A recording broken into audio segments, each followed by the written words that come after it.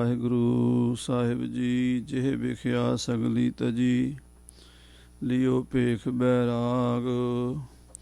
ਕਹੋ ਨਾਨਕ ਸੁਨ ਰੇ ਮਨਾ, ਤਿਹ ਨਰ ਮਾਥੈ ਭਾਗ। ਏਕ ਓੰਕਾਰ ਸਤਿਗੁਰ ਪ੍ਰਸਾਦ। ਅਥ ਵੈਰਾਗ ਸ਼ਤਕ ਸ਼ਟੀਕ, ਅਥ ਭਾਸ਼ਕਾਰ ਕਾ ਮੰਗਲ ਦੋਹਰਾ। ਦੁਰਦ ਬਦਨ ਦੁਰਜਨ ਦਲਨ, ਮਦਨ ਕਦਨ ਸ਼ਿਵ ਨੰਦ। ਏਕ ਰਦਨ ਸੁਖ ਸਦਨ ਕੇ, ਪਾਦ ਪਦਮ ਪ੍ਰਤਿਬੰਧ। ਵਾਹਿਗੁਰੂ ਜੀ ਕਾ ਖਾਲਸਾ, ਵਾਹਿਗੁਰੂ ਜੀ ਕੀ ਫਤਿਹ। ਪਰਮ ਸਨਮਾਨਯੋਗ ਗੁਰੂ ਖਾਲਸਾ ਸਾਧ ਸੰਗਤ, ਸਮੂਹ ਵਿਦਿਆਰਥੀ ਗਣ, ਅਰਦਾਸ ਕਰੀਏ ਸਤਿਗੁਰੂ ਕਲਗੀਧਰ ਪਾਤਸ਼ਾਹ ਜੀ ਵਿਦਿਆ ਦੇ ਦਾਤੇ ਕਿਰਪਾ ਕਰਨ ਇਸ ਵੈਰਾਗ ਸ਼ਤਕ ਗ੍ਰੰਥ ਦੀ ਸੰਥਿਆ ਸਾਨੂੰ ਸਾਰਿਆਂ ਨੂੰ ਕਰਾਉਣ। ਇਹ ਵੈਰਾਗ ਸ਼ਤਕ ਗ੍ਰੰਥ ਪੁਰਾਤਨ ਸਮੇਂ ਤੋਂ ਖਾਲਸਾ ਪੰਥ ਦੇ ਵਿੱਚ ਸੰਪਰਦਾਵਾਂ ਟਕਸਾਲਾਂ ਵਿੱਚ ਵਿਦਿਆਰਥੀਆਂ ਨੂੰ ਪੜ੍ਹਾਇਆ ਜਾਂਦਾ ਹੈ।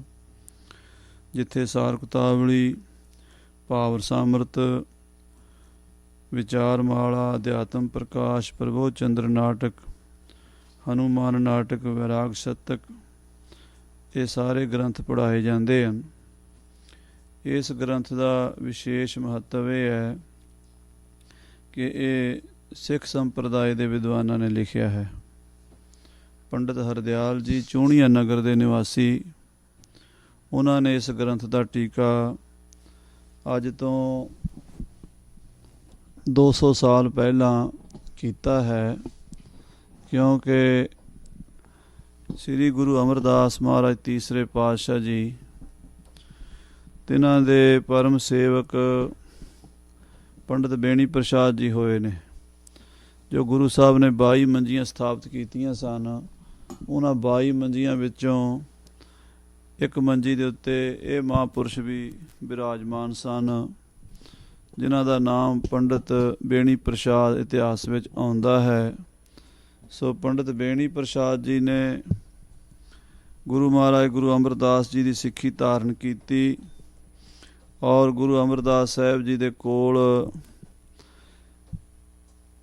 ਸੇਵਾ ਕੀਤੀ, ਬਖਸ਼ਿਸ਼ਾਂ ਲਈਆਂ। ਉਹਨਾਂ ਦੀ 9ਵੀਂ ਪੀੜ੍ਹੀ ਵਿੱਚ ਪੰਡਿਤ ਹਰਦਿਆਲ ਜੀ ਹੋਏ ਨੇ, ਜੋ ਲਾਹੌਰ ਦੇ ਚੂਹਣੀਆ ਨਗਰ ਵਿੱਚ ਰਹਿੰਦੇ ਸਨ।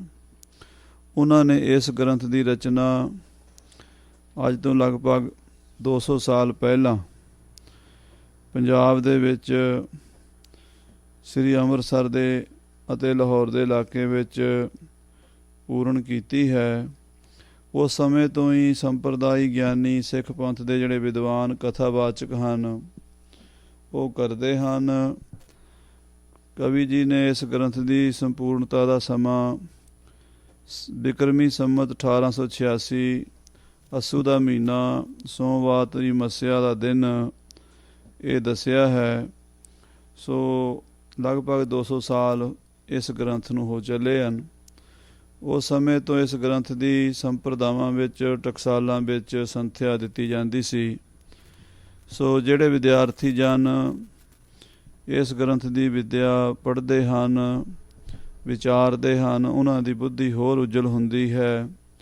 ਜਿਹੜੇ ਜਗਿਆਸੂ ਇਸ ਗ੍ਰੰਥ ਨੂੰ ਪੜ੍ਹਦੇ ਹਨ, ਉਹਨਾਂ ਨੂੰ ਵੈਰਾਗ ਦੀ ਪ੍ਰਾਪਤੀ ਹੁੰਦੀ ਹੈ, ਕਿਉਂਕਿ ਗੁਰੂ ਤੇਗ ਬਹਾਦਰ ਸਾਹਿਬ ਜੀ ਦੇ ਬਚਨ ਹਨ, ਜਿਹ ਵਿਖਿਆ ਸਗਲੀ ਤਜੀ, ਲਿਓ ਭੇਖ ਬੈਰਾਗ। ਕਹੋ ਨਾਨਕ ਸੁਨ ਰੇ ਮਨਾ, ਤਿਹ ਨਰ ਮਾਥੈ ਭਾਗ। ਬਿਨ ਬੈਰਾਗ ਨਾ ਛੂਟ ਸਮਾਇਆ। ਬੈਰਾਗ ਤੋਂ ਬਿਨਾਂ ਸੰਸਾਰ ਦੀ ਮਾਇਆ ਦਾ ਮੋਹ ਘਟਦਾ ਨਹੀਂ। ਇਸ ਕਰਕੇ ਇਸ ਗ੍ਰੰਥ ਦਾ ਜਗਿਆਸੂਆਂ ਨੂੰ ਵੀ ਔਰ ਵਿਦਿਆਰਥੀਆਂ ਨੂੰ ਵੀ ਬਹੁਤ ਜ਼ਿਆਦਾ ਲਾਭ ਹੁੰਦਾ ਹੈ। ਸੋ ਆਪ ਜੀ ਇਸ ਗ੍ਰੰਥ ਦੀ ਵਿਦਿਆ, ਇਸ ਗ੍ਰੰਥ ਦੀ ਸੰਥਿਆ ਜੋ ਹੈ ਉਹ ਸੰਪਰਦਾਈ ਮਰਿਆਦਾ ਅਨੁਸਾਰ ਲਵੋਗੇ। ਸੱਚੇ ਪਾਤਸ਼ਾਹ ਮਹਾਰਾਜ ਸ੍ਰੀ ਗੁਰੂ ਗੋਬਿੰਦ ਸਿੰਘ ਸਾਹਿਬ ਜੀ ਕਿਰਪਾ ਕਰਨ, ਗੁਰੂ ਅਮਰਦਾਸ ਸਾਹਿਬ ਜੀ ਕਿਰਪਾ ਕਰਨ, ਇਹਦੀ ਵਿਦਿਆ ਸਾਨੂੰ ਪ੍ਰਾਪਤ ਹੋਵੇ। ਸੋ ਸਾਧ ਸੰਗਤ ਜੀ, ਇਸ ਗ੍ਰੰਥ ਦੀ ਜੋ ਮੂਲ ਰਚਨਾ ਹੈ ਉਹ ਉਜੈਨ ਦੇ ਮਹਾਰਾਜਾ ਭਰਥਰੀ ਜੀ ਨੇ ਲਗਭਗ 2000 ਸਾਲ ਪਹਿਲਾਂ ਕੀਤੀ ਸੀ। ਇਹ ਭਰਥਰੀ ਜੀ ਰਾਜਾ ਵਿਕਰਮਾਜੀਤ ਦੇ ਵੱਡੇ ਭਾਈ ਸਨ ਔਰ ਉਜੈਨ ਦੇ ਰਾਜੇ ਸਨ। ਆਪ ਜੀ ਦੇ ਨਾਲ ਇੱਕ ਐਸੀ ਘਟਨਾ ਵਾਪਰ ਗਈ ਜਿਸ ਕਰਕੇ ਆਪ ਜੀ ਨੂੰ ਪੂਰਨ ਬੈਰਾਗ ਹੋ ਗਿਆ ਤੇ ਸੰਸਾਰ ਤੋਂ ਨਿਰਲੇਪ ਹੋ ਕੇ ਜੋਗੀ ਬਣ ਗਏ ਸਨ। ਇਹਨਾਂ ਦੀ ਪਤਨੀ ਪਿੰਗਲਾ, ਜੋ ਬੜੀ ਰੂਪਵੰਤੀ, ਬੜੇ ਸੁੰਦਰ ਜੋਬਨ ਜਵਾਨੀ ਦੇ ਵਿੱਚ ਮੱਤੀ ਹੋਈ ਸੀ, ਉਹਦੇ ਨਾਲ ਹੀ ਬਹੁਤ ਪ੍ਰੇਮ ਵੀ ਕਰਦੇ ਸਨ। ਤੇ ਪਿੰਗਲਾ ਨੇ ਆਪਣੇ ਪਾਪ ਛੁਪਾਉਣ ਵਾਸਤੇ ਆਪਣੇ ਦੇਵਰ ਵਿਕਰਮਾਜੀਤ ਉੱਤੇ ਝੂਠਾ ਇਲਜ਼ਾਮ ਲਾਤਾ ਸੀ ਕਿ ਮੇਰਾ ਦੇਵਰ ਮੇਰੇ ਤੇ ਮਾੜੀ ਨਿਗਾਹ ਰੱਖਦਾ ਹੈ। ਤੇ ਕਿਉਂਕਿ ਵਿਕਰਮਾਜੀਤ ਇਸ ਪਿੰਗਲਾ ਦੇ ਪਾਪਾਂ ਨੂੰ ਜਾਣਦਾ ਸੀ, ਉਹ ਕਿਤੇ ਰਾਜੇ ਨੂੰ ਦੱਸ ਨਾ ਦੇਵੇ। ਪਹਿਲਾਂ ਹੀ ਰਾਣੀ ਨੇ ਚਰਿੱਤਰ ਖੇਡ ਕੇ ਵਿਕਰਮਾਜੀਤ ਨੂੰ ਬਨਵਾਸ ਦਵਾ ਦਿੱਤਾ ਅਤੇ ਆਪ ਆਪਣੇ ਪਾਪਾਂ ਦੇ ਵਿੱਚ ਉਸੇ ਤਰ੍ਹਾਂ ਪ੍ਰਵਿਰਤ ਰਹੀ। ਇਸ ਦਾ ਪ੍ਰੇਮ ਇੱਕ ਮੁਹਾਵਤ ਨਾਲ, ਹਾਥੀ ਚਲਾਉਣ ਵਾਲੇ ਨਾਲ, ਹਾਥੀਵਾਨ ਨਾਲ ਸੀ। ਸੋ ਮੁਹਾਵਤ ਨੂੰ ਆਪਣੇ ਮਹਿਲਾਂ 'ਚ ਬੁਲਾਉਂਦੀ ਸੀ, ਉਹਨੂੰ ਮਿਲਦੀ ਸੀ ਰਾਜੇ ਤੋਂ ਚੋਰੀ। ਇਸ ਗੱਲ ਦਾ ਕਿਸੇ ਨੂੰ ਪਤਾ ਨਹੀਂ ਸੀ, ਪਰ ਪਰਮੇਸ਼ਰ ਦੀ ਕੁਦਰਤ ਐਸੀ ਵਾਪਰੀ ਕਿ ਇੱਕ ਪੰਡਤ ਜੀ, ਜਿਨ੍ਹਾਂ ਦਾ ਨਾਮ ਸੋਮਨਾਥ ਵੀ ਹੈ, ਚੰਦਰ ਸ਼ੇਖਰ ਵੀ ਕਹਿੰਦੇ ਹਨ, ਉਹਨਾਂ ਨੂੰ ਦੇਵੀ ਮਾਤਾ ਨੇ ਇੱਕ ਫਲ ਪ੍ਰਦਾਨ ਦਿੱਤਾ ਵੀ ਜੇ ਇਸ ਨੂੰ ਖਾਓਗੇ ਤੇ ਪੰਡਤ ਜੀ ਤੁਸੀਂ ਅਮਰ ਹੋ ਜਾਓਗੇ। ਦੇਵੀ ਮਾਤਾ ਤੋਂ ਫਲ ਲੈ ਕੇ ਜਦੋਂ ਘਰ ਆਏ, ਆਪਣੀ ਘਰਵਾਲੀ ਪੰਡਤਾਣੀ ਨੂੰ ਦੱਸਿਆ। ਪੰਡਤਾਣੀ ਕਹਿਣ ਲੱਗੀ, ਪੰਡਤ ਜੀ ਆਪਾਂ ਅਮਰ ਹੋ ਕੇ ਕੀ ਲੈਣਾ, ਇਹ ਫਲ ਆਪਾਂ ਰਾਜੇ ਨੂੰ ਦੇ ਦਈਏ। ਰਾਜਾ ਅਮਰ ਹੋਵੇਗਾ, ਪ੍ਰਜਾ ਦੀ, ਸਮਾਜ ਦੀ ਬੜੀ ਸੇਵਾ ਕਰੇਗਾ, ਨੇਕ ਰਾਜਾ ਹੈ, ਇਹਦੀ ਲੰਮੀ ਉਮਰ ਚਾਹੀਦੀ ਹੈ। ਪੰਡਤ ਜੀ ਨੇ ਉਹ ਫਲ ਰਾਜਾ ਭਰਥਰੀ ਜੀ ਨੂੰ ਦੇ ਦਿੱਤਾ। ਰਾਜਾ ਭਰਥਰੀ ਜੀ ਆਪਣੀ ਰਾਣੀ ਪਿੰਗਲਾ ਨੂੰ ਬਹੁਤ ਪ੍ਰੇਮ ਕਰਦੇ ਸਨ, ਉਹਦੇ 'ਤੇ ਵਿਸ਼ਵਾਸ ਕਰਦੇ ਸਨ, ਉਹ ਸਦਾ ਜਵਾਨ ਸੁੰਦਰ ਰਵੇ। ਇਸ ਕਰਕੇ ਰਾਜੇ ਨੇ ਉਹ ਫਲ ਆਪਣੀ ਰਾਣੀ ਪਿੰਗਲਾ ਨੂੰ ਦੇ ਦਿੱਤਾ ਤੇ ਰਾਣੀ ਪਿੰਗਲਾ ਉਹ ਫਲ ਲੈ ਕੇ ਆਪ ਖਾਣ ਦੀ ਬਜਾਏ ਆਪਣੇ ਮਿੱਤਰ ਮੁਹਾਵਤ ਨੂੰ ਦੇ ਬੈਠੀ। ਤੇ ਮੁਹਾਵਤ ਜਿਹੜਾ ਸੀ ਉਹ ਵੇਸ਼ਵਾ ਦੇ ਕੋਠੇ 'ਤੇ ਨਾਚ ਗਾਣਾ ਸੁਣਨ ਜਾਂਦਾ ਸੀ, ਉਸ ਵੇਸ਼ਿਆ ਨਾਲ ਪ੍ਰੇਮ ਕਰਦਾ ਸੀ।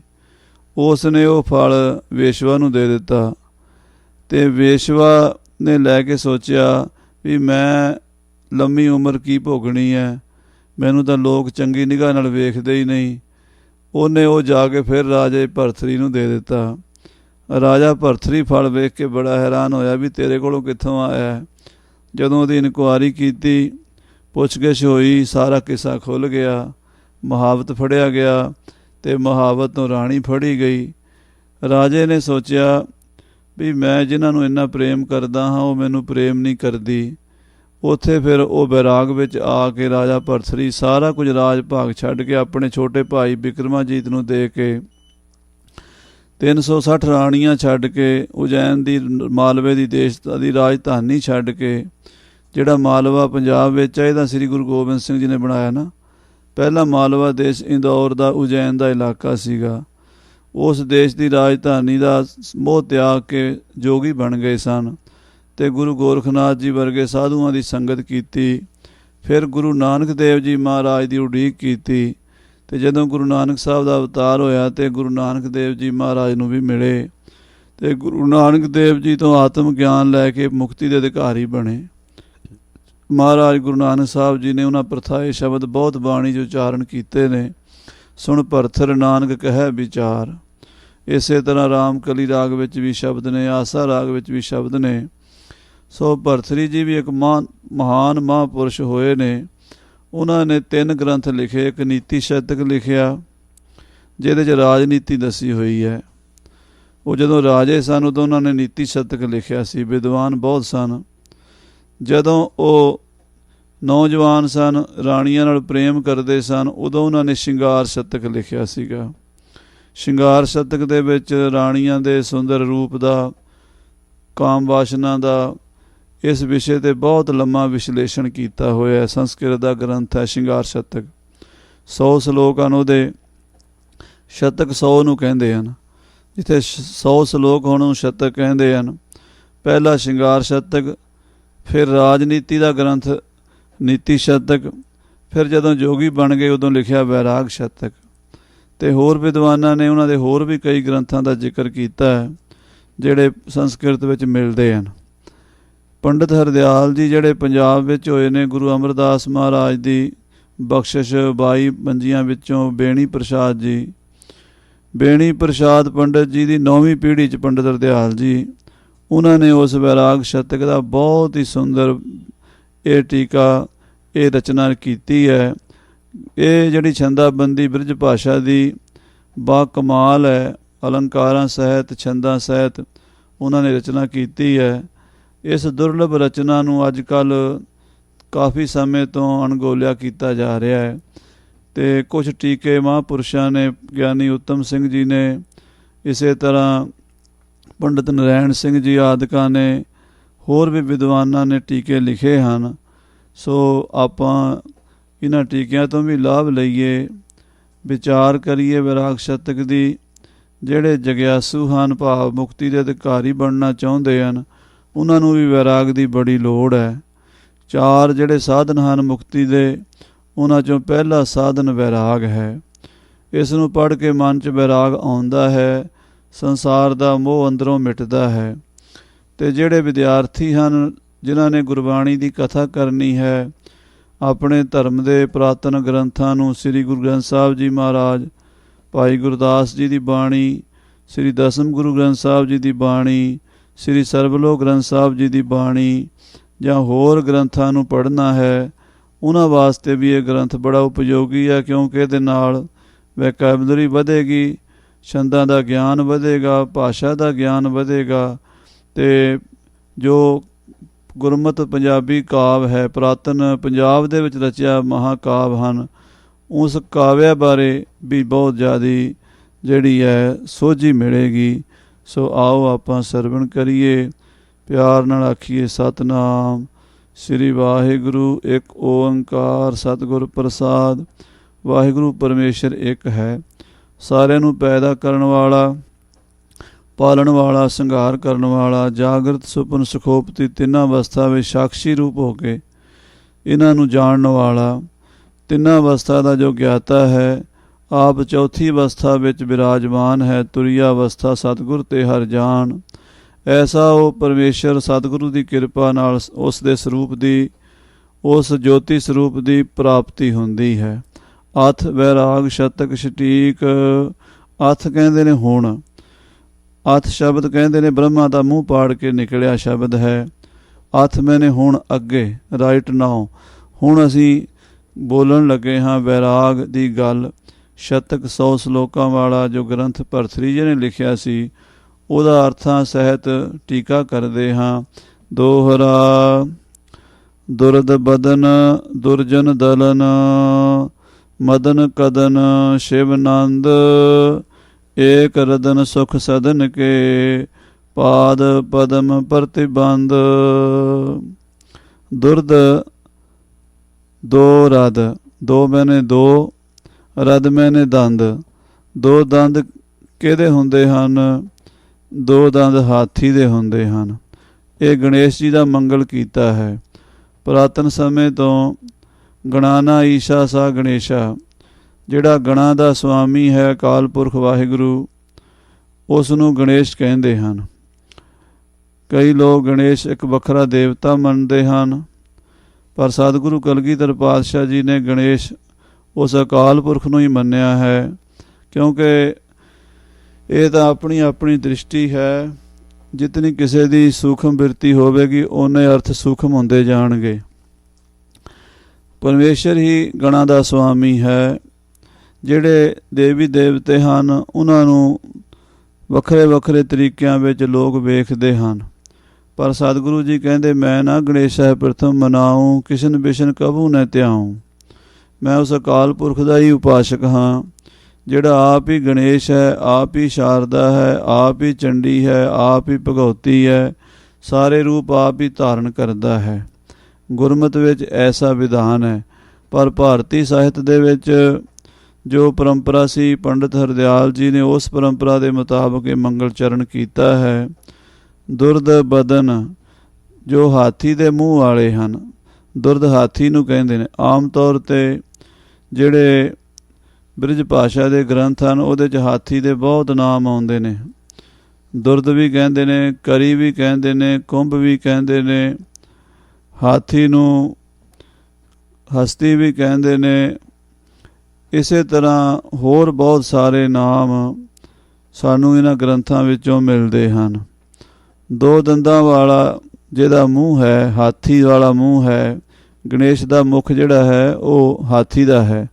ਦੁਰਜਨ ਦਲਨ ਜੋ ਦੁਰਜਨ ਮਾੜੇ ਖੋਟੇ ਬੰਦੇ ਹਨ ਉਹਨਾਂ ਨੂੰ ਦਲ ਸੁੱਟਣ ਵਾਲੇ ਹਨ। ਮਦਨ ਕਦਨ, ਮਦਨ ਕਹਿੰਦੇ ਨੇ ਕਾਮ ਨੂੰ, ਕਦਨ ਕਹਿੰਦੇ ਨੇ ਮਾਰਨ ਵਾਲਾ। ਜੋ ਕਾਮ ਦਾ ਵੈਰੀ ਸ਼ਿਵ, ਜੋ ਕਾਮ ਦੇ ਵੈਰੀ ਸ਼ਿਵ ਜੀ ਹਨ ਉਹਨਾਂ ਦੇ ਨੰਦ। ਮਦਨ ਕਦਨ ਸ਼ਿਵ ਨੰਦ, ਨੰਦ ਮੈਨੇ ਪੁੱਤਰ। ਏਕ ਰਦਨ, ਫਿਰ ਇੱਕ ਦੰਦ ਵਾਲੇ ਕਹਿੰਦੇ ਇੱਕ ਦੰਦ ਗਣੇਸ਼ ਦਾ ਟੁੱਟਾ ਹੋਇਆ ਹੈ, ਹਾਥੀ ਵਾਲਾ ਮੂੰਹ ਹੈ। ਦੁਰਦ ਬਦਨ ਦਾ ਅਰਥ ਹੈ ਵੀ ਮੂੰਹ ਹਾਥੀ ਵਾਲਾ ਹੈ, ਪਰ ਏਕ ਰਦਨ ਦਾ ਮਤਲਬ ਵੀ ਦੰਦ ਇੱਕੋ ਹੀ ਹੈ, ਦੋ ਨਹੀਂ ਹਨ। ਸੁਖ ਸਦਨ ਕੇ ਜੋ ਸੁੱਖਾਂ ਦੇ ਘਰ ਹਨ। ਪਾਦ ਪਦਮ ਪ੍ਰਤਿਬੰਧ, ਉਹਨਾਂ ਦੇ ਚਰਨ ਕਮਲਾਂ 'ਤੇ ਮੈਂ ਬੰਦਨਾ ਕਰਦਾ, ਮੱਥਾ ਟੇਕਦਾ ਹਾਂ, ਨਮਸਕਾਰ ਕਰਦਾ ਹਾਂ। ਇਹਦੀ ਹੁਣ ਕਥਾ ਜੋ ਪੁਰਾਣਾਂ ਵਿੱਚ ਲਿਖੀ ਹੈ ਉਹ ਵੀ ਆਪਾਂ ਨੂੰ ਪਤਾ ਹੋਣਾ ਚਾਹੀਦੀ ਹੈ, ਕਿਉਂਕਿ ਪੁਰਾਣ ਕਥਾ ਤੋਂ ਬਿਨਾਂ ਇਹਨਾਂ ਸ਼ਬਦਾਂ ਦਾ ਸਾਨੂੰ ਪੂਰਨ ਗਿਆਨ ਨਹੀਂ ਹੋ ਸਕਦਾ।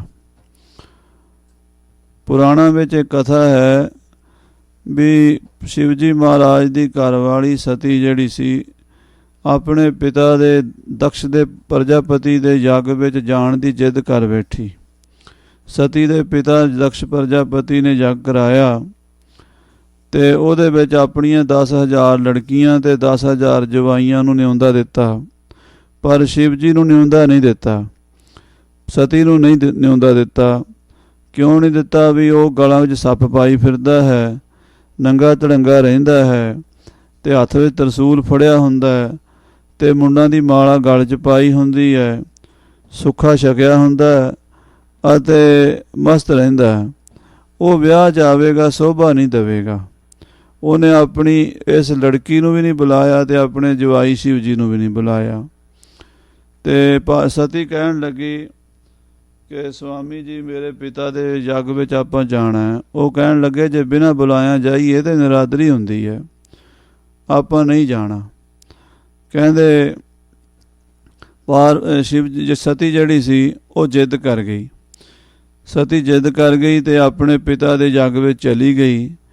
ਅਤੇ ਜਦੋਂ ਉੱਥੇ ਜਾ ਕੇ ਵੇਖਿਆ ਵੀ ਉਹਦੇ ਪਿਓ ਨੇ ਸਤਿਕਾਰ ਨਹੀਂ ਕੀਤਾ ਸਤੀ ਦਾ, ਅਤੇ ਉਹਦੇ ਘਰ ਵਾਲੇ ਦਾ ਯਾਨੀ ਸ਼ਿਵ ਜੀ ਦਾ ਹਿੱਸਾ ਵੀ ਨਹੀਂ ਕੱਢਿਆ। ਬਾਕੀ ਸਾਰੇ ਜਵਾਈਆਂ ਦਾ ਹਿੱਸਾ ਕੱਢਿਆ ਸੀ। 10,000 ਉਹਦੀਆਂ ਲੜਕੀਆਂ ਸੀ, 10,000 ਹੀ ਉਹਦੇ ਜਵਾਈ ਸੀ। ਇੱਕ ਲੜਕੀ ਜਿਹੜੀ ਸਤੀ ਸੀ ਉਹਦੇ ਹਿੱਸੇ ਦਾ ਜਿਹੜਾ ਵਰਤਾਰਾ ਸੀ ਉਹ ਨਹੀਂ ਕੱਢਿਆ। ਉਹਨੂੰ ਬੜਾ ਗੁੱਸਾ ਚੜ੍ਹਿਆ। ਗੁੱਸੇ 'ਚ ਆ ਕੇ ਉਹਨੇ ਬਲਦੀ ਹੋਈ ਅੱਗ ਜਿਹੜੀ ਸੀ ਹਵਨ ਕੁੰਡ ਦੀ ਉਹਦੇ 'ਚ ਛਾਲ ਮਾਰ ਦਿੱਤੀ। ਉਹਦੇ ਵਿੱਚ ਸਤੀ ਹੋ ਗਈ ਸੜ ਕੇ। ਸ਼ਿਵ ਜੀ ਨੂੰ ਪਤਾ ਲੱਗਾ। ਸ਼ਿਵ ਜੀ ਨੇ ਜਾ ਕੇ ਜੱਗ ਸਾਰਾ ਵਿਧਵੰਸ ਕਰ ਦਿੱਤਾ। ਆਪਣੀ ਜਟਾ ਇੱਕ ਪੁੱਟੀ ਅਤੇ ਜਟਾ ਦੇ ਵਿੱਚੋਂ ਵੀਰਭਦਰ ਨਾਮ ਦਾ ਇੱਕ ਯੋਧਾ ਨਿਕਲਿਆ। ਜਿਹੜੇ ਲੋਕ ਇਹ ਵੀ ਵਿਚਾਰ ਦਿੰਦੇ ਆ ਵੀ ਜਿਹੜੀ ਜੱਟ ਜਾਤ ਹੈ ਇਹ ਸ਼ਿਵ ਜੀ ਦੀ ਜਟਾਂ ਵਿੱਚੋਂ ਨਿਕਲੀ ਸੀ ਅਤੇ ਉਹ ਵੀਰਭਦਰ ਪਹਿਲਾ ਜੱਟ ਸੀਗਾ, ਜਿਸ ਨੇ ਜਾ ਕੇ ਉਹ ਸਾਰੇ ਜਿਹੜੇ ਸੀਗੇ ਉੱਥੇ ਆਏ ਹੋਏ ਉਹਨਾਂ ਨੂੰ ਮਾਰਿਆ ਕੁੱਟਿਆ, ਸਾਰਾ ਸਾਜੋ ਸਮਾਨ ਸਾਰਾ ਤਹਿਸ਼ ਨਹਿਸ਼ ਕਰਤਾ, ਜੱਗ ਹਮਨ ਕੁੰਡ ਸਾਰਾ ਖਰਾਬ ਕਰਤਾ। ਅਤੇ ਆਪਣੀ ਘਰਵਾਲੀ ਦੀ ਸੜੀ ਹੋਈ ਲਾਸ਼ ਲੈ ਕੇ ਸ਼ਿਵ ਜੀ ਮਹਾਰਾਜ ਬੜੇ ਮਸਤਾਨੇ ਹੋ ਗਏ, ਰੋਂਦੇ ਰੋਂਦੇ ਕਦੀ ਕਿੱਧਰ ਫਿਰਦੇ ਕਦੀ ਕਿੱਧਰ ਫਿਰਦੇ। ਅਤੇ ਜਿੱਥੇ ਜਿੱਥੇ ਉਸ ਸਤੀ ਦੇ ਅੰਗ ਡਿੱਗਦੇ ਗਏ ਉੱਥੇ ਉੱਥੇ ਸ਼ਕਤੀ ਪੀਠ ਬਣ ਗਏ।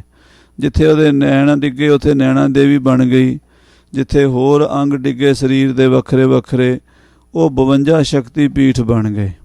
ਇਸ ਤਰ੍ਹਾਂ ਦੀ ਪੁਰਾਣ ਕਥਾ ਹੈ। ਹੁਣ ਸ਼ਿਵ ਜੀ ਮਹਾਰਾਜ ਜਿਹੜੇ ਸੀਗੇ ਉਹ ਬੜੇ ਦੁਖੀ ਹੋਏ। ਉਹਨਾਂ ਨੂੰ ਕਾਮ ਨੇ ਸਤਾਇਆ, ਪਤਨੀ ਤੋਂ ਬਿਨਾਂ ਨਾਰਹੀਨ ਸ਼ਿਵ ਕਾਮ ਖਿਜਾਇਓ। ਕਹਿੰਦੇ ਜਦੋਂ ਉਹ ਫਿਰ ਬੈਠ ਗਏ ਨਾ, ਤੇ ਕਾਮ ਬਹੁਤ ਤੰਗ ਕਰਦਾ ਹੈ, ਤਾਂ ਕਾਮਦੇਵ ਨੂੰ ਫਿਰ ਸ਼ਿਵ ਜੀ ਨੇ ਸਾੜਨ ਵਾਸਤੇ ਆਪਣੀ ਤੀਸਰੀ ਅੱਖ ਖੋਲ੍ਹੀ, ਜਿਸ ਨੂੰ ਗਿਆਨ ਦੀ ਦ੍ਰਿਸ਼ਟੀ ਕਹਿੰਦੇ ਆ। ਮੱਥੇ ਦੇ ਵਿਚਕਾਰੋਂ ਤੀਜੀ ਅੱਖ ਖੋਲ੍ਹੀ। ਜਦੋਂ ਕਾਮ ਦੇ ਉੱਤੇ ਨਿਗਾਹ ਮਾਰੀ ਤੇ ਕਾਮ ਸਾੜ ਦਿੱਤਾ, ਕਾਮ ਨੂੰ ਸਾੜ ਦਿੱਤਾ। ਅਤੇ ਕਾਮ ਦੀ ਘਰਵਾਲੀ ਜਿਹੜੀ ਰਤੀ ਸੀ ਉਹ ਰੋਣ ਲੱਗ ਪਈ, ਮਹਾਰਾਜ ਮੇਰਾ ਪਤੀ ਤੁਸੀਂ ਮਾਰ ਦਿੱਤਾ। ਉਹ ਕਹਿੰਦੇ ਵੀ ਸਾਨੂੰ ਤੰਗ ਕਰਦਾ ਸੀ, ਇਸ ਕਰਕੇ ਇਸ ਨੂੰ ਸਾੜ ਦਿੱਤਾ, ਪਰ ਤੂੰ ਸਾਡੀ ਸ਼ਰਨ ਵਿੱਚ ਆਈ ਹੈ। ਜਦ ਦੁਆਪਰ ਯੁੱਗ ਵਿੱਚ ਕ੍ਰਿਸ਼ਨ ਭਗਵਾਨ ਜੀ ਹੋਣਗੇ, ਉਹਨਾਂ ਦਾ ਪੁੱਤਰ ਬਣ ਕੇ ਪੈਦਾ ਹੋਵੇਗਾ, ਉਦੋਂ ਤੈਨੂੰ ਮਿਲੇਗਾ, ਤੇਰਾ ਉਹਦੇ ਵਿਆਹ ਹੋਵੇਗਾ। ਪਰ ਅੱਜ ਤੋਂ ਬਾਅਦ ਕਾਮ ਅਨੰਗ ਹੋ ਜਾਏਗਾ, ਅੰਗ ਤੋਂ ਰਹਿਤ। ਇਹ ਹੁਣ ਸਾਰਿਆਂ ਸਰੀਰਾਂ ਵਿੱਚ ਹੋਵੇਗਾ, ਦਿਸੇਗਾ ਨਹੀਂ। ਪ੍ਰਗਟ ਹੁੰਦਾ ਸਾਰੇ ਜਿੰਨੇ ਵੀ ਪਸ਼ੂ ਪੰਛੀ ਨੇ, ਕੀੜੇ ਮਕੌੜੇ ਨੇ, ਸਾਰਿਆਂ ਸਰੀਰਾਂ ਵਿੱਚ ਕਾਮ ਹੁੰਦਾ। ਜਦੋਂ ਸਮਾਂ ਆਉਂਦਾ ਹੈ ਬੱਚੇ ਪੈਦਾ ਕਰਨ ਦਾ, ਉਦੋਂ ਇਹ ਪ੍ਰਗਟ ਹੋ ਜਾਂਦਾ ਹੈ। ਉਹਦੇ ਨਾਲ ਦੁਨੀਆ ਦੀ ਉਤਪਤੀ ਹੁੰਦੀ ਹੈ, ਸੰਸਾਰ ਦੀ। ਇਸ ਕਰਕੇ ਇਹਨੂੰ ਦੇਵਤਾ ਵੀ ਕਹਿੰਦੇ ਨੇ, ਕਾਮਦੇਵ। ਤੋ ਸ਼ਿਵ ਜੀ ਨੇ ਕਾਮ ਨੂੰ ਸਾੜ ਦਿੱਤਾ। ਇਸ ਕਰਕੇ ਇੱਥੇ ਬਚਨ ਆਇਆ ਮਦਨ ਕਦਨ। ਮਦਨ ਕਾਮ ਨੂੰ ਕਹਿੰਦੇ ਨੇ, ਕਦਨ ਕੱਟਣ ਵਾਲੇ ਨੂੰ ਕਹਿੰਦੇ ਨੇ। ਕਹਿੰਦੇ ਜੋ ਕਾਮ ਨੂੰ ਕੱਟਣ ਵਾਲਾ ਸ਼ਿਵ ਜੀ ਹੈ, ਉਹਦੇ ਪੁੱਤਰ ਹਨ ਗਣੇਸ਼ ਜੀ। ਜਦੋਂ ਇਸ ਤਰ੍ਹਾਂ ਇੱਧਰ ਸਤੀ ਚੜ੍ਹਾਈ ਕਰ ਗਈ, ਅਤੇ ਉੱਧਰੋਂ ਸਤੀ ਨੇ ਅਗਲਾ ਜਨਮ ਜਿਹੜਾ ਸੀ ਹਿਮਾਲਿਆ ਪਰਬਤ 'ਤੇ ਮੈਣਾ ਪਹਾੜੀ ਦੇ ਘਰ ਲਿਆ, ਅਤੇ ਉਹ ਪਹਾੜਾਂ ਦੇ ਘਰ ਜੰਮਣ ਕਰਕੇ ਉਹਦਾ ਨਾਮ ਪਾਰਵਤੀ ਰੱਖਿਆ ਗਿਆ। ਅਗਲਾ ਜਨਮ ਪਾਰਵਤੀ ਹੋਇਆ, ਪਹਿਲਾ ਜਨਮ ਸਤੀ ਸੀਗਾ। ਅਤੇ ਅਗਲੇ ਜਨਮ ਜਦੋਂ ਪਾਰਵਤੀ ਬਣ ਕੇ ਉਹਨੇ ਜਨਮ ਲਿਆ, ਸ਼ਿਵ ਜੀ ਨਾਲ ਉਹਦਾ ਵਿਆਹ ਹੋਇਆ। ਸ਼ਿਵ ਜੀ ਭੂਤਾਂ ਪ੍ਰੇਤਾਂ ਦੀ ਬਰਾਤ ਲੈ ਕੇ ਗਏ। ਜਦੋਂ ਵਿਆਹ ਹੋਇਆ ਅਤੇ ਹੁਣ ਸ਼ਿਵ ਜੀ ਦੇ ਘਰ ਬੱਚਾ ਨਾ ਕੋਈ ਹੋਇਆ, ਅਤੇ ਸ਼ਿਵ ਜੀ ਮਹਾਰਾਜ ਸਮਾਧੀ ਲਾ ਕੇ ਬੈਠੇ ਰਹਿੰਦੇ ਪਹਾੜਾਂ ਵਿੱਚ। ਪਾਰਵਤੀ ਇਕੱਲੀ ਘਰ ਦੇ ਵਿੱਚ ਉਦਾਸ ਰਹਿੰਦੀ। ਉਹਨੇ ਸੋਚਿਆ ਵੀ ਕੋਈ ਬੱਚਾ ਹੋਣਾ ਚਾਹੀਦਾ ਹੈ। ਪਾਰਵਤੀ ਮਾਤਾ ਨੇ ਇੱਕ ਦਿਨ ਇਸ਼ਨਾਨ ਕੀਤਾ, ਆਪਣੇ ਪਿੰਡੇ ਦੀ ਮੈਲ ਲਾ ਕੇ ਉਹਦੇ ਨਾਲ ਇੱਕ ਬੱਚਾ ਤਿਆਰ ਕਰ ਲਿਆ। ਉਹਦਾ ਢਾਂਚਾ ਬਣਾ ਕੇ ਉਹਨੂੰ ਆਪਣੀ ਸ਼ਕਤੀ ਨਾਲ ਜਾਨ ਪਾ ਕੇ ਅਤੇ ਉਹਨੂੰ ਸ਼ਸਤਰ ਦੇ ਕੇ ਬਾਹਰ ਖੜ੍ਹਾ ਕਰਤਾ ਵੀ ਕੋਈ ਵੀ ਅੰਦਰ ਨਹੀਂ ਵੜਨ ਦੇਣਾ। ਮੈਂ ਇਸ਼ਨਾਨ ਕਰਦੀ ਹਾਂ, ਘਰ 'ਚ ਕੰਮ ਕਰਦੀ ਹਾਂ, ਕੋਈ ਬਾਹਰੋਂ ਬੰਦਾ ਨਾ ਆਵੇ। ਸੋ ਪਾਰਵਤੀ ਮਾਤਾ ਦਾ ਪੁੱਤਰ ਉਹ ਬਾਹਰ ਖਲੋਤਾ, ਅਤੇ ਇਹਨੇ ਨੂੰ ਸ਼ਿਵ ਜੀ ਆ ਗਿਆ। ਸ਼ਿਵ ਜੀ ਭਗਵਾਨ ਆਏ ਅਤੇ ਉਹ ਅੰਦਰ ਵੜਨ ਲੱਗੇ, ਕਿਉਂਕਿ ਉਹਦਾ ਘਰ ਸੀਗਾ। ਉਹ ਘਰ ਵੜਨ ਲੱਗੇ ਅਤੇ ਉਹ ਜਿਹੜਾ ਉਹ ਲੜਕਾ ਸੀ, ਉਹ ਕਹਿੰਦਾ ਵੀ ਤੂੰ ਕੌਣ ਹੈ, ਅੰਦਰ ਵੜ ਨਹੀਂ ਸਕਦਾ, ਮਾਤਾ ਇਸ਼ਨਾਨ ਕਰ ਰਹੀ ਹੈ। ਉਹ ਕਹਿੰਦਾ ਪਰੇ ਹੋ, ਤੂੰ ਕੌਣ ਹੁੰਦਾ, ਤੂੰ ਕਿੱਥੋਂ ਆ ਗਿਆ? ਉਹ ਕਹਿੰਦਾ ਮੈਂ ਮਾਤਾ ਦਾ ਪੁੱਤਰ ਹਾਂ। ਉਹ ਸ਼ਿਵ ਜੀ ਕਹਿੰਦਾ ਵੀ ਮਾਤਾ ਦਾ ਪੁੱਤਰ ਕਿੱਥੋਂ ਆ, ਮੇਰਾ ਪੁੱਤਰ ਹੋਣਾ ਚਾਹੀਦਾ, ਜੇ ਉਹਦਾ ਪੁੱਤਰ ਹੁੰਦਾ। ਤੇ ਉਹਨੇ ਗੁੱਸੇ 'ਚ ਆ ਕੇ ਉਹਦਾ ਸਿਰ ਵੱਢ ਦਿੱਤਾ। ਜਦੋਂ ਸਿਰ ਵੱਢ ਦਿੱਤਾ ਅਤੇ ਉਹ ਅੰਦਰ ਗਏ, ਜਾ ਕੇ ਦੱਸਿਆ ਵੀ ਉਹ ਬਾਹਰ ਕੌਣ ਖੜ੍ਹਾ ਕੀਤਾ ਸੀ। ਉਹ ਕਹਿੰਦੀ ਮੇਰਾ ਪੁੱਤਰ ਸੀ। ਜਦੋਂ ਵੇਖਿਆ ਉਹ ਮਾਰਿਆ, ਅਤੇ ਉਹ ਰੋਣ ਪਿੱਟਣ ਲੱਗ ਪਈ। ਬਹੁਤ ਉਹਨੇ ਵਿਰਲਾਪ ਕੀਤਾ ਵੀ ਤੂੰ ਮੇਰਾ ਪੁੱਤਰ ਮਾਰ ਦਿੱਤਾ। ਗੁੱਸੇ ਦੇ ਵਿੱਚ ਉਹਨੇ ਖਾਣਾ ਪੀਣਾ ਛੱਡ ਦਿੱਤਾ, ਰੁੱਸ ਕੇ ਬਹਿ ਗਈ। ਕਹਿੰਦੀ ਇਹਨੂੰ ਜਿੰਦਾ ਕਰ, ਨਹੀਂ ਤਾਂ ਮੈਂ ਮਰ ਜਾਂਗੀ। ਜਦੋਂ ਇਹ ਗੱਲ ਹੋਈ ਅਤੇ ਹੁਣ ਸ਼ਿਵ ਜੀ ਮਹਾਰਾਜ ਤੁਰ ਪਏ ਵੀ ਇਹਦੇ ਬੱਚੇ ਦੇ ਹੁਣ ਗਰਦਨ ਜੋੜੀਏ ਕਿਸੇ ਦੀ ਲਿਆ ਕੇ ਉੱਤੇ। ਉਹ ਜਦੋਂ ਤੁਰਦੇ ਤੁਰਦੇ ਇੱਧਰ ਉੱਧਰ ਦੇਖਦੇ, ਅੱਗੇ ਇੱਕ ਹਾਥਣੀ ਸੁੱਤੀ ਪਈ ਸੀ। ਹਾਥਣੀ ਦਾ ਬੱਚਾ ਦੂਜੇ ਪਾਸੇ ਸੁੱਤਾ ਸੀਗਾ, ਅਤੇ ਉਹਦਾ ਦੰਦ ਟੁੱਟਾ ਅਤੇ ਲਹੂ ਵਗ ਰਿਹਾ ਉਹਦੇ ਮੂੰਹ ਦੇ ਵਿੱਚੋਂ। ਉਹਦਾ ਕਾਰਨ ਇਹ ਸੀ ਵੀ ਜਿੱਥੇ ਹਾਥੀਆਂ ਦਾ ਝੁੰਡ ਰਹਿੰਦਾ ਸੀ, ਉਹਦੇ ਪਹਾੜ ਦੇ ਦੂਜੇ ਪਾਸੇ ਪਾਣੀ ਦਾ ਕੁੰਡ ਸੀਗਾ, ਪਾਣੀ ਦਾ ਸਰੋਵਰ ਸੀ। ਉਹ ਬੱਚਾ ਅਜੇ ਜੰਮਿਆ ਹੀ ਸੀ, ਥੋੜ੍ਹੇ ਦਿਨਾਂ ਦਾ ਸੀ, ਅਤੇ ਸਾਰੇ ਹਾਥੀ ਉਹ ਜਾਂਦੇ ਸੀ, ਅਤੇ 3-4 ਮੀਲ ਪਹਾੜ ਦਾ ਗੇੜਾ ਕੱਟ ਕੇ ਫਿਰ ਪਾਣੀ ਪੀਣ ਜਾਣਾ ਪੈਂਦਾ ਸੀ। ਉੱਥੋਂ ਪਾਣੀ ਪੀ ਕੇ ਆਉਂਦੇ ਸੀ, ਅਤੇ ਉਹ ਪਹਾੜ ਉਹਨਾਂ ਨੂੰ ਬੜਾ ਤੰਗ ਕਰਦਾ ਸੀ। ਉਹ ਬੱਚਾ ਕਹਿੰਦਾ ਆਪਣੀ ਮਾਂ ਨੂੰ, ਮਾਂ ਤੂੰ ਮੈਨੂੰ ਆਗਿਆ ਦੇ, ਮੈਂ ਇਸ ਪਹਾੜ ਨੂੰ ਟੱਕਰ ਮਾਰਾਂਗਾ ਅਤੇ ਪਹਾੜ ਨੂੰ ਤੋੜ ਕੇ ਅਤੇ ਰਸਤਾ ਵਿੱਚੋਂ ਦੀ ਬਣਾ ਲਾਂਗਾ। ਮਾਂ ਕਹਿੰਦੀ ਪੁੱਤਰ ਇਹ ਪਹਾੜ ਨਹੀਂ ਟੁੱਟਦੇ ਹੁੰਦੇ। ਠੀਕ ਹੈ ਵੀ ਆਪਾਂ ਹਾਥੀ ਬਲੀ ਤਾਂ ਬੜੇ ਹਾਂ, ਪਰ ਆਪਾਂ ਪਹਾੜ ਜਿੰਨੇ ਬਲੀ ਨਹੀਂ ਹੈਗੇ। ਉਹਨੇ ਉਹਨੂੰ ਬੜਾ ਸਮਝਾਇਆ, ਪਰ ਉਹ ਬੱਚਾ ਨਿਆਣਾ ਸੀ। ਉਹਨੇ ਪਹਾੜ ਨੂੰ, ਪੱਥਰ ਨੂੰ ਟੱਕਰ ਜ਼ੋਰ ਦੀ ਮਾਰੀ, ਉਹਦਾ ਦੰਦ ਟੁੱਟ ਗਿਆ। ਦੰਦ ਟੁੱਟ ਗਿਆ ਤੇ ਰੋਂਦਾ ਰੋਂਦਾ ਮਾਂ ਕੋਲ ਆਇਆ। ਮਾਂ ਨੇ ਅੱਗੋਂ ਹੋਰ ਕੁੱਟਿਆ ਵੀ ਮੈਂ ਤੇ ਤੈਨੂੰ ਸਮਝਾਇਆ ਸੀ ਵੀ ਤੂੰ ਇਹ ਨਾ ਛੇੜਖਾਨੀ ਕਰ ਤੇ ਤੂੰ ਬਾਜ ਨਹੀਂ ਆਇਆ, ਲੈ ਫਿਰ ਹੁਣ ਪਿਆਰ ਹੈ, ਮੈਂ ਤੈਨੂੰ ਬੁਲਾਉਣਾ ਹੀ ਨਹੀਂ। ਉਹ ਮੂੰਹ ਮੋੜ ਕੇ ਵਿਚਾਰੀ ਮਾਂ ਜਿਹੜੀ ਸੀ ਦੂਜੇ ਪਾਸੇ ਪੈ ਗਈ। ਉਹ ਬੱਚਾ ਆਪਣੇ ਦਰਦ ਦੇ ਨਾਲ ਉੱਦਾਂ ਹੀ ਦੁਖੀ ਸੀ। ਸ਼ਿਵ ਜੀ ਨੇ ਵੇਖਿਆ ਵੀ ਇਹ ਬੱਚਾ ਦੁਖੀ ਹੈ, ਇਹਦਾ ਸਿਰ ਵੱਢ ਲੈਂਦੇ ਆ। ਉਹਨੇ ਉਸ ਬੱਚੇ ਦਾ ਸਿਰ ਵੱਢ ਲਿਆ, ਲਿਆ ਕੇ ਆਪਣੇ ਬੱਚੇ ਦੇ ਸਿਰ ਤੇ ਜੋੜ ਦਿੱਤਾ। ਉਹ ਉਹਨੂੰ ਕਹਿੰਦੇ ਆ ਗਣੇਸ਼। ਇਸ ਕਰਕੇ ਉਹਦਾ ਇੱਥੇ ਏਕ ਰਦਨ ਕਿਉਂ ਹੈ ਵੀ ਇੱਕ ਦੰਦ ਸੀਗਾ, ਇੱਕ ਦੰਦ ਟੁੱਟਾ ਸੀ। ਸੁਖ ਸਦਨ ਕੇ ਜਿਹੜੇ ਗਣੇਸ਼ ਜੀ ਹਨ ਉਹਨਾਂ ਨੂੰ ਫਿਰ ਸਾਰੀਆਂ ਸ਼ਕਤੀਆਂ ਮਿਲ ਗਈਆਂ। ਕਿਵੇਂ ਮਿਲੀਆਂ? ਕਹਿੰਦੇ ਇੱਕ ਵਾਰੀ ਇਹ ਚਰਚਾ ਚੱਲੀ ਬਈ ਦੇਵਤਿਆਂ 'ਚੋਂ ਵੱਡਾ ਕੌਣ ਹੈ, ਪੂਜਣਯੋਗ ਕੌਣ ਹੈ? ਉਹ ਕਹਿੰਦੇ ਵੀ ਜਿਹੜਾ ਸਾਰੀ ਪ੍ਰਿਥਵੀ ਦਾ ਗੇੜਾ ਲਾ ਆਵੇ, ਪਰਿਕਰਮਾ ਕਰ ਆਵੇ, ਉਹ ਪੂਜਣਯੋਗ ਹੈ। ਉਹ ਫਿਰ ਹੁਣ ਗਣੇਸ਼ ਜੀ ਦੀ ਸਵਾਰੀ ਚੂਹਾ, ਤੇ ਚੂਹੇ ਦੇ ਉੱਤੇ ਹੁਣ ਸਾਰੀ ਦੁਨੀਆ ਦਾ ਗੇੜਾ ਲਾਉਣਾ ਔਖਾ ਸੀ।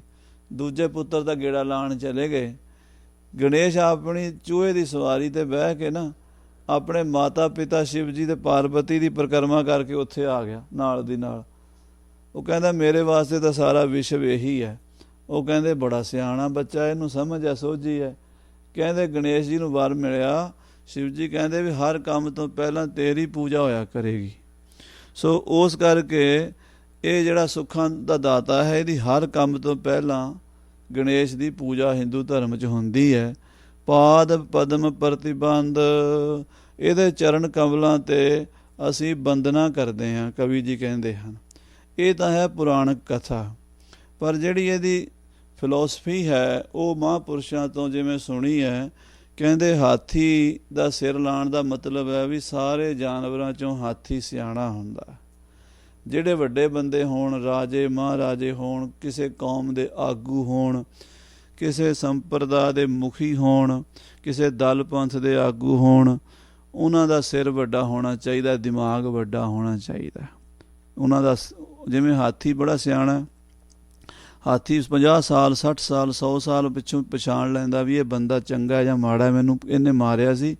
ਜਿਹਨੇ ਕੋਈ ਹਾਥੀ ਨੂੰ ਮਾਰਿਆ ਹੋਵੇ ਉਹਨੂੰ ਬਦਲਾ ਲੈ ਲੈਂਦਾ। ਜੇ ਕੋਈ ਉਹਦੀ ਸੇਵਾ ਕੀਤੀ ਹੋਵੇ, ਹਾਥੀ ਦੀ ਮਦਦ ਕੀਤੀ, ਉਹਦਾ ਅਹਿਸਾਨ ਮੰਨਦਾ। ਅਤੇ ਜੇ ਨਹਿਰ ਦੇ ਉੱਤੇ ਪੁਲ ਟੱਪਣ ਲੱਗਦਾ ਦਰਿਆ ਦਾ, ਅਤੇ ਪਹਿਲਾਂ ਇੱਕ ਪੈਰ ਰੱਖ ਕੇ ਦੇਖਦਾ ਵੀ ਪੁਲ ਮੇਰਾ ਭਾਰ ਝੱਲ ਲੇਗਾ, ਕਿਤੇ ਨਾ ਹੋਵੇ ਮੈਂ ਪਾਣੀ 'ਚ ਡਿੱਗ ਕੇ ਮਰ ਜਾਵਾਂ।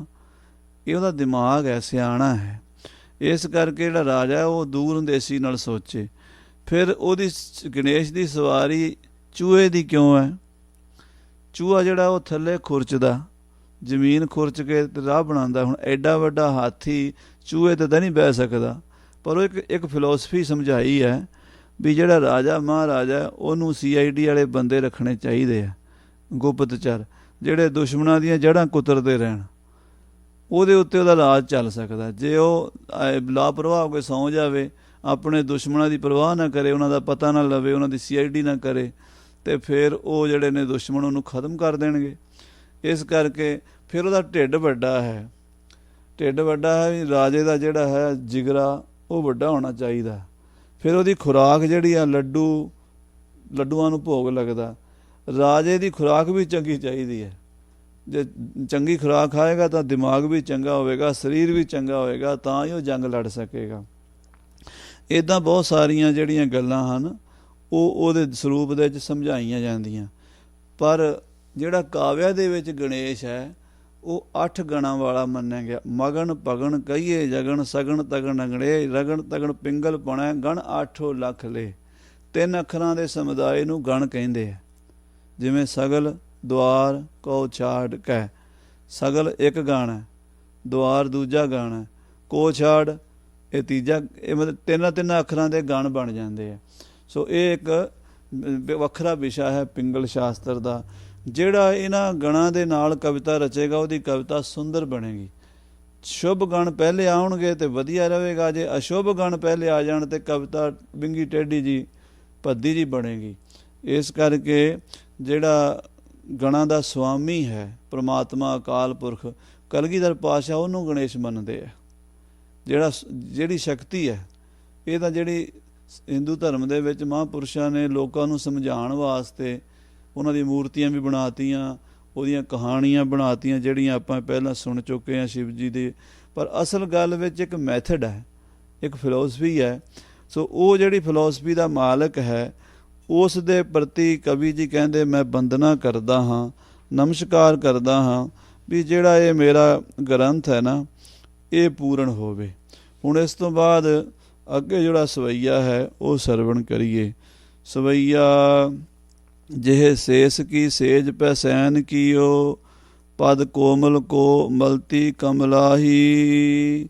ਕਹਿੰਦੇ ਜਿਹੜੇ ਭਗਵਾਨ ਵਿਸ਼ਨੂੰ ਜੀ ਮਹਾਰਾਜ ਹਨ ਉਹ ਸੇਸ ਨਾਗ ਦੀ ਸੇਜਾ ਦੇ ਉੱਤੇ ਆਰਾਮ ਕਰਦੇ। 10ਵੇਂ ਪਾਤਸ਼ਾਹ ਜੀ ਨੇ ਵੀ ਲਿਖਿਆ ਨਾ, ਸੇਖ ਨਾਗ ਸਿੱਖ ਪਰ ਸੋਇਬੋ ਕਰੈ, ਜਗ ਤੇ ਸੇਖ ਸਾਈਂ ਉਚਰੈ।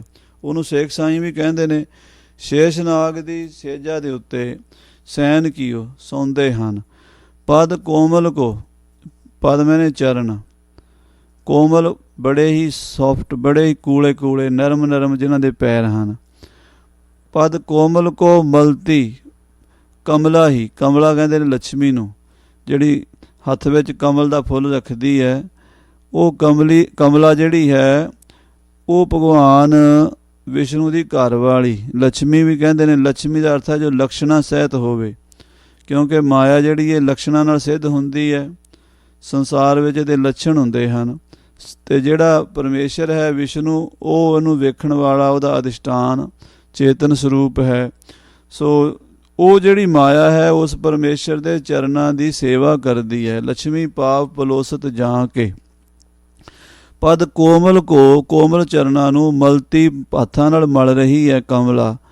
ਕਰ ਮੈਂ ਦਰ ਚੱਕਰ ਸਰੋਜ ਗਦਾ। ਉਸ ਵਿਸ਼ਨੂੰ ਦੇ ਹੱਥ ਵਿੱਚ ਸ਼ੰਖ ਹੈ, ਚੱਕਰ ਹੈ ਤੇ ਕਮਲ ਦਾ ਫੁੱਲ ਹੈ ਤੇ ਗਦਾ ਹੈ। 4 ਬਾਹਾਂ ਹਨ। 4 ਬਾਹਾਂ ਵਿੱਚੋਂ ਇੱਕ ਤਾਂ ਉਹਦੇ ਹੱਥ ਵਿੱਚ ਸ਼ੰਖ ਹੈ, ਇੱਕ ਹੱਥ ਵਿੱਚ ਚੱਕਰ ਹੈ ਸੁਦਰਸ਼ਨ, ਇੱਕ ਵਿੱਚ ਕਮਲ ਹੈ, ਇੱਕ ਵਿੱਚ ਗਦਾ ਹੈ। ਜਿਵੇਂ ਮਹਾਰਾਜ ਦੀ ਬਾਣੀ ਵਿੱਚ ਪਾਉਂਦਾ, ਸ਼ੰਖ ਚੱਕਰ ਮਾਲਾ ਤਿਲਕ ਬਿਰਾਜਤ, ਦੇਖ ਪ੍ਰਤਾਪ ਜਮ ਡਰਿਓ। ਭ੍ਰਿਗੁਪਾਦ ਗਰੇ ਸਿਰ ਕੇ ਅੰਗਦ ਬਾਹੀ। ਇੱਕ ਭ੍ਰਿਗੂ ਨਾਮ ਦਾ ਰਿਸ਼ੀ ਹੋਇਆ, ਉਹਨੇ ਕਹਿੰਦੇ ਇੱਕ ਵਾਰੀ ਦੇਵਤਿਆਂ ਨੇ, ਰਿਸ਼ੀਆਂ ਮੁਨੀਆਂ ਨੇ ਵਿਚਾਰ ਕੀਤੀ ਵੀ ਦੇਖੋ ਸਭ ਤੋਂ ਵੱਡਾ ਦੇਵਤਾ ਕਿਹੜਾ ਹੈ। ਵਿਚਾਰ ਕਰਨ ਵਾਸਤੇ ਭ੍ਰਿਗੂ ਦੀ ਡਿਊਟੀ ਲਾਤੀ। ਭ੍ਰਿਗੂ ਜਦੋਂ ਗਿਆ ਉਹ ਸਾਰਿਆਂ ਨਾਲ ਸਲਾਹ ਕਰਕੇ ਵੇਖਣ ਵਾਸਤੇ ਵੀ ਕਿਹੜਾ ਦੇਵਤਾ ਵੱਡਾ ਹੈ। ਅਤੇ ਬ੍ਰਹਮਾ ਦੇ ਕੋਲ ਜਦੋਂ ਗਿਆ ਅਤੇ ਬ੍ਰਹਮਾ ਅੱਗੋਂ ਹੰਕਾਰ ਨਾਲ ਬੋਲਿਆ ਵੀ ਮੈਂ ਵੇਦਾਂ ਦਾ ਗਿਆਨੀ ਹਾਂ, ਮੈਂ ਵਿਦਿਆ ਦਾ ਮਾਲਕ ਹਾਂ। ਆਪਣੀ ਵੇਦ ਵਿਦਿਆ ਦਾ ਹੰਕਾਰ ਜਦੋਂ ਬ੍ਰਹਮਾ ਨੇ ਦਿਖਾਇਆ, ਭ੍ਰਿਗੂ ਕਹਿਣ ਲੱਗਾ ਇਹ ਵੱਡਾ ਦੇਵਤਾ ਨਹੀਂ ਹੈ। ਫਿਰ ਸ਼ਿਵ ਜੀ ਕੋਲ ਗਿਆ, ਸ਼ਿਵ ਜੀ ਨੇ ਵੀ ਅੱਗੋਂ ਗੁੱਸੇ ਵਾਲਾ ਹੀ ਵਰਤਾਓ ਕੀਤਾ।